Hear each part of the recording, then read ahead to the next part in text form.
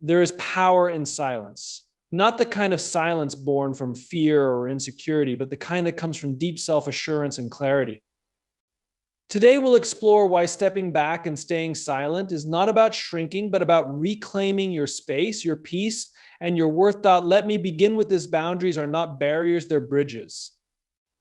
They are not created to punish others, but to protect yourself. And yet, so many of us hesitate to set boundaries because we're afraid of being perceived as selfish, unkind, or even unloving. But the truth is, boundaries are one of the most profound acts of love, not only for yourself, but also for the people around you. When you set a boundary, you are declaring your worth. You're saying, this is what I need to thrive, to be whole, and to show up fully in my relationships. It takes courage to do this, because setting boundaries often means risking misunderstanding. It means stepping into a space where people may not immediately understand or appreciate why you've drawn that line. And yes, it can be uncomfortable. But here's the thing: boundaries are not about pushing people away. They're about creating space where mutual respect can flourish. Think about it. If you don't set boundaries, resentment will start to grow. You'll give and give until there's nothing left of you, and then you'll feel depleted, frustrated, and maybe even angry. That's not love. That's self-abandonment. When you step back, when you choose silence, you're often practicing one of the most challenging forms of boundary setting. You're saying, I respect myself enough to step away from what is harming me or draining me. I respect myself enough to choose peace over chaos. And that can feel terrifying, because it means letting go of control, letting go of the need to be understood in that moment. But here's the truth we often overlook: boundaries teach others how to treat us. If you consistently say yes when you mean no, people will assume that your yes is authentic. If you always make yourself available, even when it's inconvenient for you, people will assume your time has no limits. It's not their fault. They're simply responding to what you've shown them. That's why boundaries are so critical. They're not just about protecting yourself, they're about educating others on how to honor and value you. And here's the part that takes the most courage. When you set a boundary, you have to be okay with the fact that not everyone will like it. Some people will push back. Some may even try to make you feel guilty for prioritizing yourself. But remember this: boundaries are not cruel. They are kind, because when you enforce them, you're giving the people in your life a clear map of how to engage with you in a way that preserves the relationship instead of damaging it. Stepping back and staying silent is sometimes the most compassionate thing you can do. It's an act of love for yourself and in many ways for others. Silence isn't about building a wall. It's about giving yourself the room to breathe, to heal, and to regain clarity. It's about saying, I'm stepping back so I can move forward in a way that honors both of us. When you step back, you also create space for others to reflect. In your silence, they might finally hear the things they've ignored.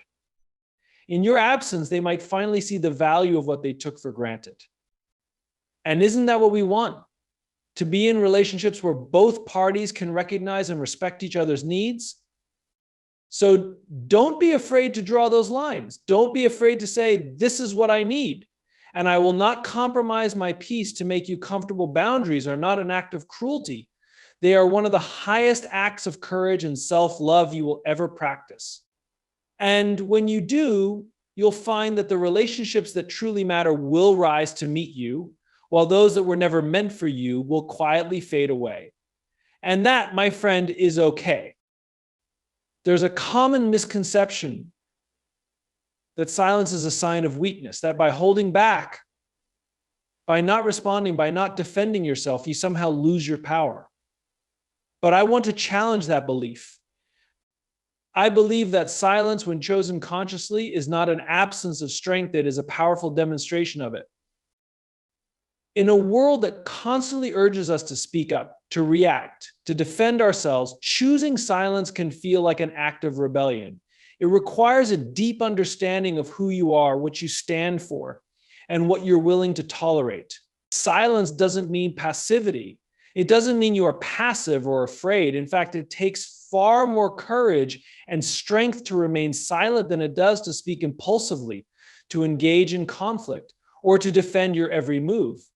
Silence amplifies your strength because it comes from a place of inner confidence. When you choose to stay silent in the face of criticism, in the face of conflict, or in the face of provocation, you are sending a message that your peace is far more important than winning an argument or gaining validation. Your silence says, I know who I am, and I don't need to prove it to you. Think about it. How often do we feel the need to justify ourselves, to explain our actions, or to convince others of our worth? We've been conditioned to believe that if we don't speak, we're somehow losing. But in reality, silence is an incredibly strong stance. It shows that you are secure enough in your truth that you don't feel the need to scramble for approval or approval-seeking words. Silence amplifies your inner power. It is rooted in the confidence that your worth is not dependent on anyone else's opinion. When you remain silent, you also give yourself the opportunity to reflect. It's in the stillness that you can access your emotions, process what's happening, and decide on the best course of action. It's easy to be swept away by the intensity of a conversation or conflict, but silence allows you to stand outside the emotional storm and observe without being consumed by it. It gives you the space to regain control of your reactions and your energy. I think of silence as a form of self-restraint. In a world that thrives on instant reactions, silence is a deliberate choice to wait before responding. It's not a sign of weakness, it's an act of strength. Strength is not in the words we speak, but in the power to pause, to think, to breathe before we engage. Strength is not in constantly proving ourselves, but in trusting that our presence and our actions will speak for themselves. And here's the power of silence: it forces others to fill the space. When you choose not to respond to the noise, the chaos, or the drama around you, you leave room for others to reveal their true intentions. Silence exposes what's real beneath the surface. It gives you clarity in ways that words cannot. It allows the truth to come forward, whether it's the truth of the situation or the truth about the people around you. There's a unique strength in silence because it doesn't need validation. When you stay silent, you don't have to justify your actions, explain your decisions, or make yourself understood. And here's the brilliance of it: silence doesn't make you small. In fact, it magnifies your presence, because when you speak less, your words, when they do come, carry more weight. Your silence commands respect because it shows that you aren't afraid to stand firm in your convictions, even if those around you are uncomfortable with your quiet. I want you to imagine how different things would be if you could embrace the power of silence. Think about how much energy you would save by not engaging in every argument, by not trying to fix every situation, by not constantly defending yourself. That energy could be redirected into something that truly matters to you: your growth, your well-being, your purpose. Silence allows you to protect your energy. When you're not caught up in every conversation, every conflict, every drama, you create space for things that nourish you. Silence is a boundary that keeps you grounded, rooted, and clear. It prevents you from being drawn into places and situations that drain your energy and distract you from your goals. And let's not forget that silence is also a great teacher. In moments of quiet, we learn about ourselves, about others, and about life. When you're silent, you can finally hear your inner voice, the one that knows the truth, the one that guides you, the one that connects you to your deepest wisdom. Silence allows that voice to rise to the surface, and when you listen to it, you tap into a strength that is far greater than anything external. Silence amplifies your strength by allowing you to take control of your emotional state, to choose how you engage with the world, and to stand firm in your personal boundaries. It's not the absence of action, but the presence of purpose. In silence, you can reclaim your power, protect your peace, and be the strongest version of yourself. When you remain silent, you give others the chance to reflect, to see you in your full strength, and to recognize that they can't break you with words, accusations, or criticisms. You demonstrate that your strength doesn't need to be loud, it simply is. And that, my friends, is a power that can never be taken away from you. Absence has a unique power that isn't immediately obvious, but one that becomes clearer as we give it space to unfold. When we step back, when we choose to withdraw and allow distance, clarity has the room to emerge. In a world that constantly urges us to stay engaged, to be present, to participate at all costs, there's immense value in learning that absence isn't weakness. Instead, it's often the gateway to greater understanding about others, about ourselves, and about what truly matters in our lives. Let's begin with this simple truth sometimes. We need to step away in order to see clearly.